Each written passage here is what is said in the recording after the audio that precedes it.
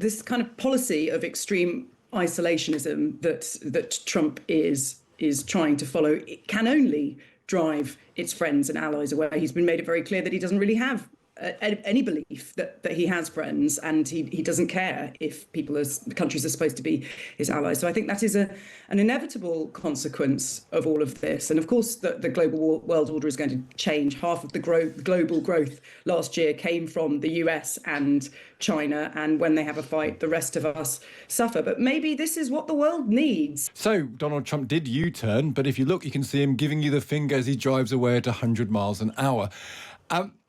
Peter, has Trump won? Is Trump winning, do you think? No. I mean, spare a thought for the poor guys on logistics at every single port in the United States, and every single, not just every day, but every half day you're getting different tariffs you're supposed to be charging. So it's sort of create a container full of goods that you're unloading. It's changing how much you take at any single moment. And so I think it's brave for Trump and his White House to dress this up as a sort of genius master plan. The big problem with everybody is about volatility. That's same with friends, same with businesses, same with governments. If people keep changing their mind, and the problem that Trump is, but because he's done this over the course of the last 7 or 8 weeks, in particular the last week, is that you don't know whether you're standing on rocks or on sand, and on balance. The problem is when you learn that, and you learn that the person you're doing a deal with can react like that, it also means that all of those negotiators, all the people who are coming to kiss his backside, as you call it, Stig, I think his word was ass, means that whatever agreement you get signed with Trump in due course, assuming that happens, it's only as good as the page that's signed that day. And that was the experience of Trump presidency part one, particularly with China. The trade war that kicked off then was important and significant. It was a precursor to this one. The problem for the Chinese side was not that Trump was asking for too much, or that these were problems that couldn't be solved, or what levels of tariffs should be applied, or which areas should be protected. It's that if you made an agreement with him, he might change his mind. And I think that is the single biggest problem of the last week. It's like a reed blowing in the wind. Jenny, what do you make of it? China versus America, there's a danger that everyone loses from that, but there's also a danger that Trump drives the rest of the world closer to China. And China, of course, are this economic imperialistic power. They like to wield influence in other countries. I wonder whether Trump might be actually driving them in a direction they kind of want to go. Well, I mean, this kind of policy of extreme isolationism that Trump is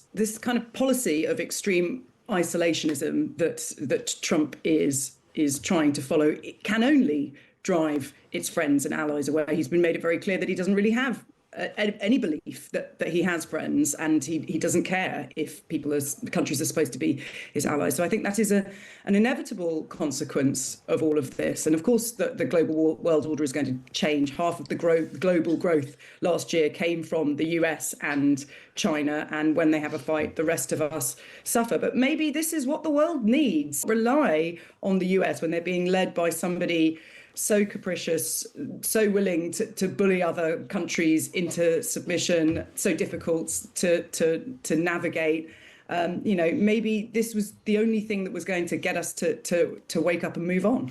I'm struck, though, Joe, that you say that. I think it's really interesting. And lots of people say that. But whenever we speak to anyone close to power, they all say, no, special relationship, closest ally, we can't function without them. It's very striking that Donald Trump seems to be doing literally everything he can to push us away. And a bit like a beaten dog, we're kind of forced to follow him, our sort of tail trailing in the dirt. But that feels like anyone close to power thinks we can't live without America.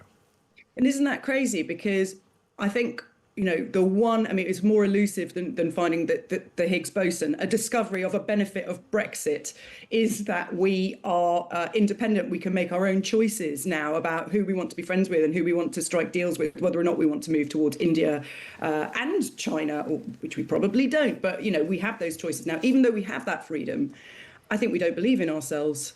And we still think our greatest strength comes from our friendship with the US when we have somebody who is repeatedly telling us he has no friends. Peter, is that right? Because do you think we have to, the realpolitik here is we have to just swallow this and we can't live without America? Well, I think it's interesting. We talk about that special relationship here in the UK a lot. That's not how Americans see the UK. It means we're best friends forever from London's point of view. But remember that we burnt all of our neighbourhood down by telling our closest trading partners that we could work it out without them. So there's a similarity in that. I mean, I think that Jenny's exactly right that when you go and torch Mexico and Canada, your two only land borders that you have, and you start calling Canada the 51st state, and you threaten to use force against Canada, and you threaten to use force against Greenland, it could all be a sort of funny joke, but Americans don't do sarcasm. That's a very British thing. You're talking about how people tease each other. That's the best thing we do here in the UK is our sense of humour, that we're able to sort of tease each other. I think that it's not just about pushing people towards China. It's about, is the United States a reliable partner and one that you can that will lead? And what leaders do in any context, any periods of history, is that they share the burden with others. They take on responsibilities for those who can't or have to have a bit of help. And the United States has done that fairly well since the end of the Second War. In fact, even in the Second World War, in the First World War too. I think the poise that Trump has now has been about Republicans drinking the Kool-Aid, the belief the United States can cope without the rest of the world. And just as a couple of examples, I wrote something yesterday about how trainers are going to go under the tariffs that have now been paused.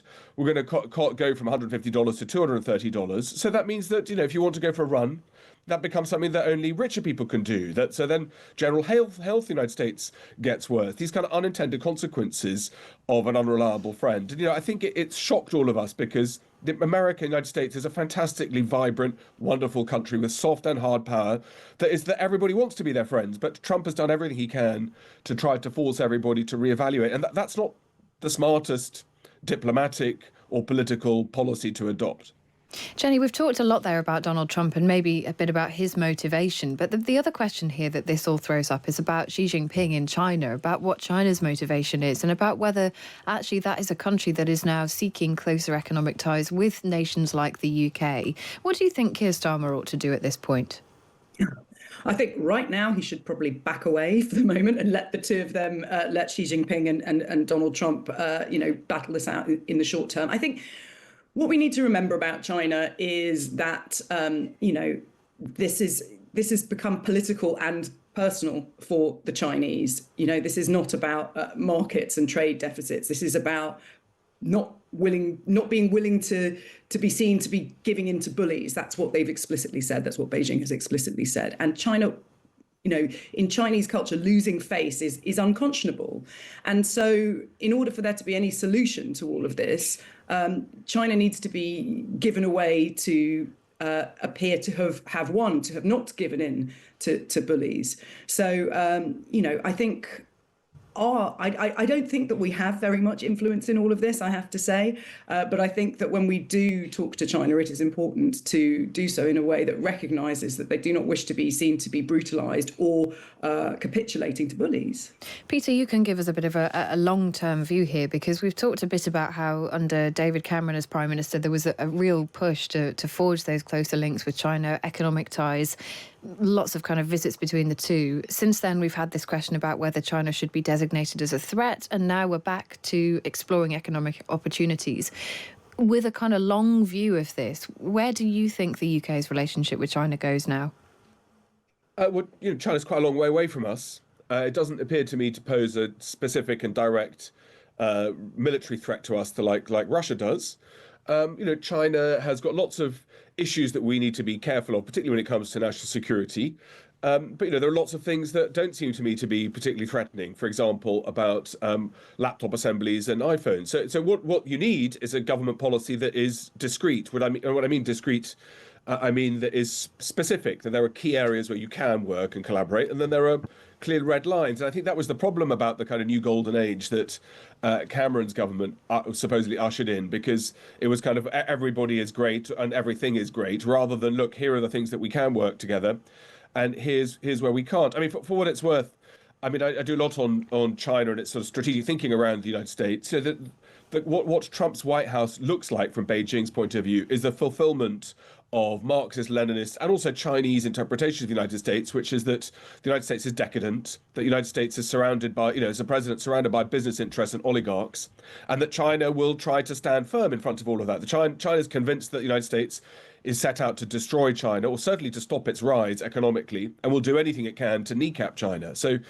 it's not a surprise, perhaps this morning, that Chinese Foreign Ministry has put out old videos of Mao Zedong saying, we will never surrender and we'll fight till the end. And China keeps on saying, we will take the pain if we need to, because we're here for the long run. And Trump, in 3 or 4 years' time, might be replaced by somebody different. So, I think that there are two different worldviews that are emerging. One of, you can force your allies into a corner and you can get your own way, might is right, and then playing the long game. What most of us would think is that the long game should be played by democracies that are able to have a softer touch, and that kind of hard way of trying to insist and bang your fist on the table is something that normally autocracies want to do. So there is a kind of hall of mirrors at the moment around how this looks. And from China's perspective, like I said, the challenge will be not doing a deal with Trump. It's will Trump stick with it? Will he change his mind? Will the administration after him change his mind? So right now, how that's being dealt with is China has specifically blocked access to critical minerals, where China has a massive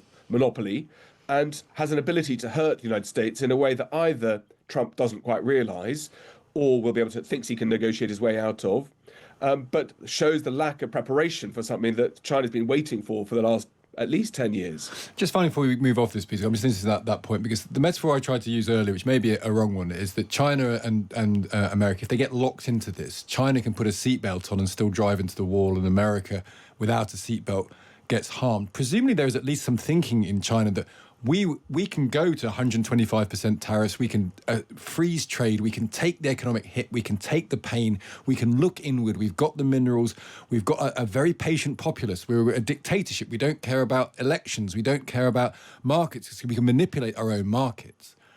That makes it, is in their interest actually to try and battle this out, actually try and not destroy America, but weaken America? Look, I think that from the Chinese view of the world has been to protect themselves against vulnerabilities, of which pressure from the United States is probably absolutely top of the list. So that's meant diversifying their energy. So now every single residential unit in China can be supplied by renewable energy. That's one of the reasons why China's forged ahead, and with batteries as well. It now imports 3 times more oil from Saudi Arabia than the United States does. It's been thought about its energy weaknesses. It's thought about its food availability, so massive agricultural agreements, and in some cases strategic acquisitions in places like Brazil to try to insulate against these shocks. For what it's worth, China trades more with ASEAN nations in Southeast Asia than it does with the United States. So China's worked out how to diversify because it's been fearful of the noises that have come out of the States about threatening to have a trade war or even a hot war with China. So that's fine. That's not a problem. I mean, that's how any country and state should think. I think our challenge, going back to your question about the UK, Stig, is that we've had to think a policy on the hoof all the time, because we are